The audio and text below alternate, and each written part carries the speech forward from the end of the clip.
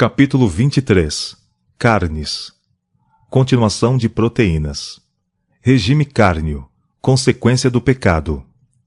Deus deu aos nossos primeiros pais o alimento que pretendia que a raça humana comesse. Era contrário ao seu plano que se tirasse a vida a qualquer criatura.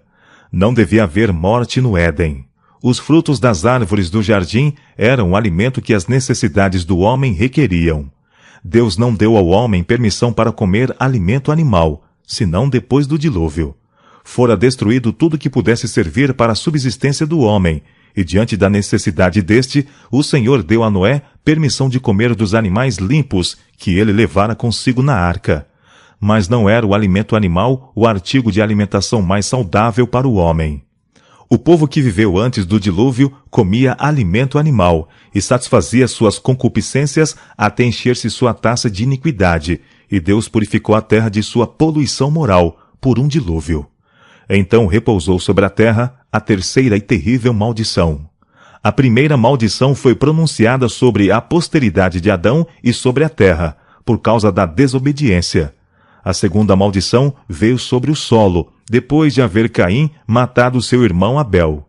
A terceira e mais terrível maldição de Deus sobreveio à terra por ocasião do dilúvio. Depois do dilúvio, o povo comeu à vontade do alimento animal. Deus viu que os caminhos do homem eram corruptos e que o mesmo estava disposto a exaltar-se orgulhosamente contra seu Criador, seguindo as inclinações de seu próprio coração. E permitiu ele que aquela raça de gente longeva comesse alimento animal, a fim de abreviar sua vida pecaminosa. Logo após o dilúvio, o gênero humano começou a decrescer rapidamente em tamanho e na extensão dos anos. Depravação antediluviana. Os habitantes do Velho Mundo eram intemperantes no comer e beber. Queriam ter alimento cárneo, embora Deus não lhes houvesse dado permissão de comer alimento animal. Comiam e bebiam em excesso, e seus apetites depravados não conheciam limites. Entregaram-se à abominável idolatria, tornaram-se violentos e ferozes, e tão corruptos que Deus não os pôde suportar por mais tempo. Encheu-se o cálice de sua iniquidade, e Deus purificou a terra da poluição moral por meio do dilúvio. À medida que os homens se multiplicaram sobre a face da terra depois do dilúvio, esqueceram-se de Deus e corromperam seus caminhos diante dele. Aumentou a grandes proporções a intemperança em todas as formas. O fracasso de Israel e a perda espiritual. O regime indicado ao homem no princípio não compreendia alimento animal. Não foi senão depois do dilúvio, quando tudo quanto era verde na terra havia sido destruído, que o homem recebeu permissão para comer carne. Escolhendo a comida do homem no Éden, mostrou o Senhor qual era o melhor regime. Na escolha feita para Israel, ensinou ele a mesma lição. Tirou os israelitas do Egito e empreendeu educá-los a fim de serem um povo para sua possessão própria. Desejava, por intermédio deles, abençoar e ensinar o mundo inteiro. Proveu-lhes o alimento mais adaptado ao seu desígnio, não carne, mas o maná, o pão do céu. Foi unicamente devido ao seu descontentamento e murmuração em torno das panelas de carne do Egito que lhes foi concedido alimento cárneo, e isto apenas por pouco tempo. Seu uso trouxe doença e morte a milhares. Todavia, a restrição de um regime sem carne não foi nunca aceito de coração. Continuou a ser causa de descontentamento e murmuração, franca ou secreta, e não ficou permanente. Quando se estabeleceram em Canaã, foi permitido aos israelitas o uso de alimento animal, mas com restrições cuidadosas que tendiam a minorar o mal. O uso da carne de porco era proibido, bem como de outros animais, aves e peixes, cuja carne foi declarada imunda. Das carnes permitidas, era estritamente proibido comer a gordura e o sangue. Só se podiam usar como alimento animais em boas condições. Nenhum animal despedaçado que morrera naturalmente ou do qual o sangue não havia sido cuidadosamente tirado podia servir de alimento. Afastando-se do plano divinamente indicado para seu regime, sofreram os israelitas grande prejuízo. Desejaram um regime cárneo e colheram-lhe os resultados. Não atingiram ao divino ideal quanto ao seu caráter, nem cumpriram os desígnios de Deus. O Senhor satisfez-lhes o desejo, mas fez definhar as suas almas. Estimaram o terreno acima do espiritual, e a sagrada preeminência que Deus tinha o propósito de lhes dar, não conseguiram eles obter. Regime sem carne para modificar a disposição. O Senhor disse claramente a seu povo que lhes viriam todas as bênçãos, caso eles guardassem seus mandamentos e fossem um povo peculiar. Advertiu-os por meio de Moisés no deserto, especificando que a saúde seria a recompensa da obediência. O estado da mente tem grandemente que ver com a saúde do corpo, e em especial com a saúde dos órgãos digestivos. Em geral, o Senhor não proveu carne a seu povo no deserto, porque sabia que esse regime suscitaria doença e insubordinação. A fim de modificar a disposição e levar as mais altas faculdades do espírito a exercício ativo, deles tirou a carne de animais mortos, deu-lhes o pão dos anjos, o maná do céu. Rebelião e seu castigo. Continuou Deus a alimentar as hostes hebreias com o pão que chovia do céu. Não se satisfaziam, porém. Seu apetite depravado ansiava por carne, da qual Deus, em sua sabedoria, em grande parte os privara. Satanás, autor da doença e miséria, aproximar-se-á do povo de Deus no ponto onde pode alcançar o maior êxito. Ele tem controlado o apetite em grande parte, desde o tempo de sua bem-sucedida experiência com Eva, levando-a a comer do fruto proibido. Veio com suas tentações primeiramente a multidão mista, os egípcios crentes, e incitou-os a sediciosas murmurações. Não estavam satisfeitos com o alimento saudável que Deus lhes provera. Seu apetite depravado almejava a maior variedade, especialmente alimentos cárneos. Essa murmuração bem depressa contagiou quase todo o povo.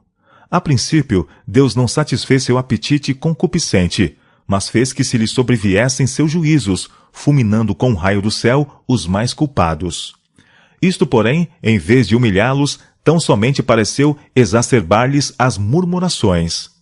Quando Moisés ouviu o povo chorando à entrada de suas tendas e queixando-se por toda a parte as famílias, isto lhe desagradou.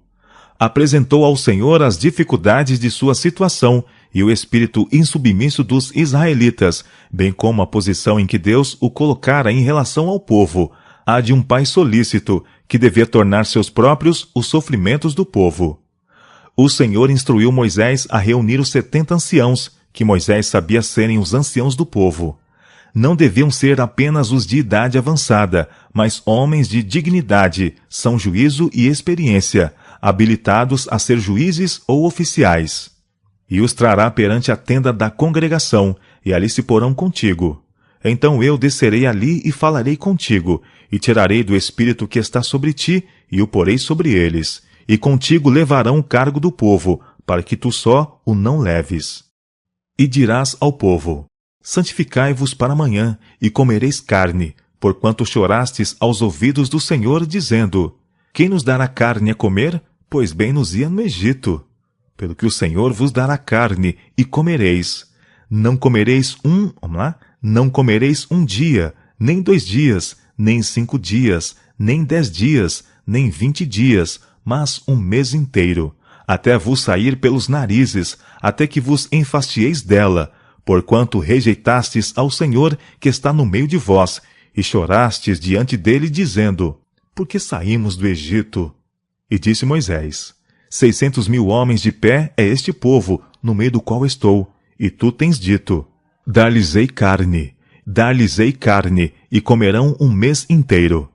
Degolar-se-ão para eles ovelhas e vacas que lhes bastem? Ou ajuntar-se-ão para eles todos os peixes do mar que lhes bastem? Porém o Senhor disse a Moisés: seria, pois, encurtada a mão do Senhor? Agora verás se a minha palavra te acontecerá ou não. Então soprou um vento do Senhor e trouxe codornizes do mar, e as espalhou pelo arraial quase caminho de um dia de uma banda, e quase caminho de um dia da outra banda, à roda do arraial, e a quase 2 côvados sobre a terra. Então o povo se levantou todo aquele dia, e toda aquela noite, e todo o dia seguinte, e colheram as codornizes. O que menos tinha, colhera 10 hómeres, e as estenderam para si ao arredor do arraial. Quando a carne estava entre seus dentes, Antes que fosse mastigada, se acendeu a ira do Senhor contra o povo, e feriu o Senhor o povo com uma praga muito grande. Neste caso, o Senhor concedeu ao povo aquilo que não era para seu melhor bem, porque muito queriam. Não queriam submeter-se ao Senhor para receber as coisas que se demonstrassem para seu bem. Entregaram-se a sediciosas murmurações contra Moisés e contra o Senhor, porque não recebiam os artigos que se demonstrariam ser um sinal. Seu apetite depravado os controlava, e Deus lhes concedeu alimento cárneo, como desejavam, e deixou que sofressem as consequências da satisfação de seus apetites concupiscentes. Febres ardentes exterminaram um grande número do povo. Os que mais culpados tinham sido em suas murmurações foram mortos logo ao proverem a carne que tinham desejado. Se tivessem submetido a deixar que o Senhor lhes selecionasse o alimento, e tivessem sido gratos e estado satisfeitos pelo alimento do qual podiam comer livremente, sem se prejudicar, não teriam perdido o favor de Deus, nem sido punidos pelas rebeldes murmurações mediante a grande mortandade. O desígnio de Deus para Israel. Quando Deus tirou os filhos de Israel do Egito, era seu desígnio estabelecê-los na terra de Canaã, povo puro, contente e são. Vejamos os meios pelos quais ele efetuaria isso. Submeteu-os a um curso de disciplina, que caso houvesse sido seguido de boa vontade, haveria resultado em bem, tanto para eles próprios como para sua posteridade. Ele tirou deles, em grande medida, o alimento cárneo. Havia-lhes concedido carne em resposta a seus clamores, justo antes de chegarem ao Sinai, mas isso foi apenas por um dia. Deus poderia haver provido carne tão facilmente como o maná, mas foi feita ao povo uma restrição para seu bem.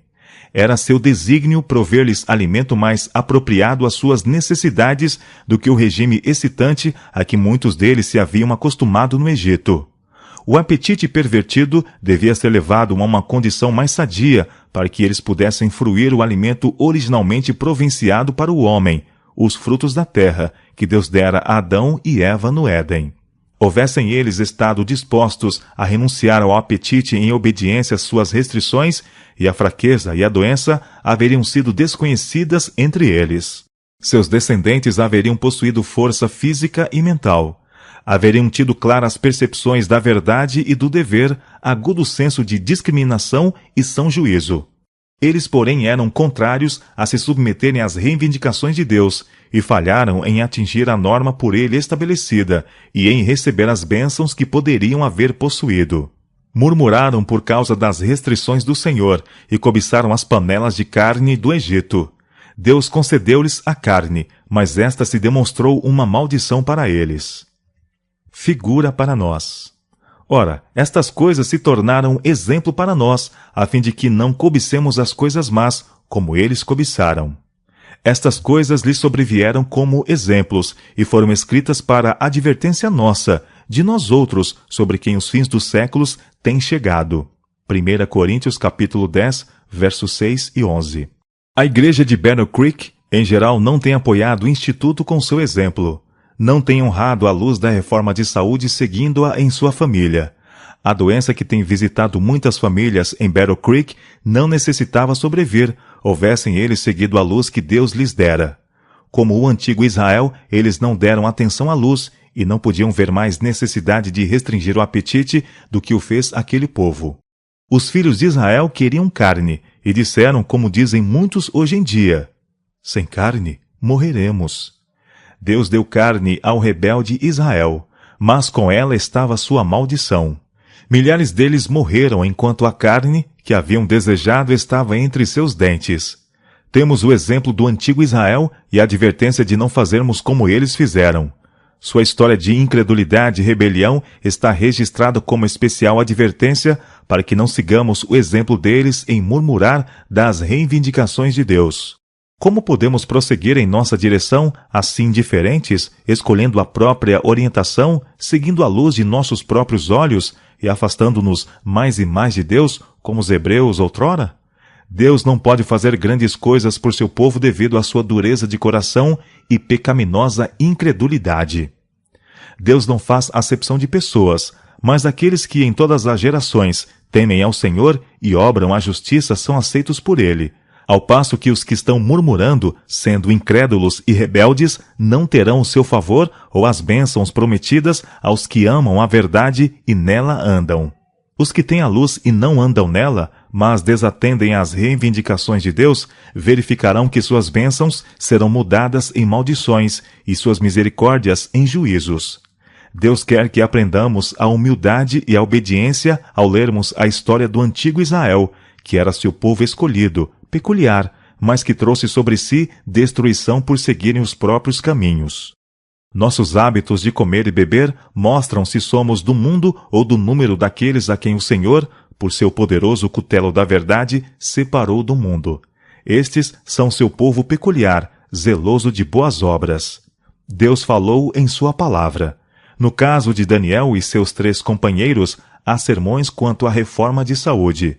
Deus falou na história dos filhos de Israel, dos quais, para seu bem, procurou tirar o regime cárneo.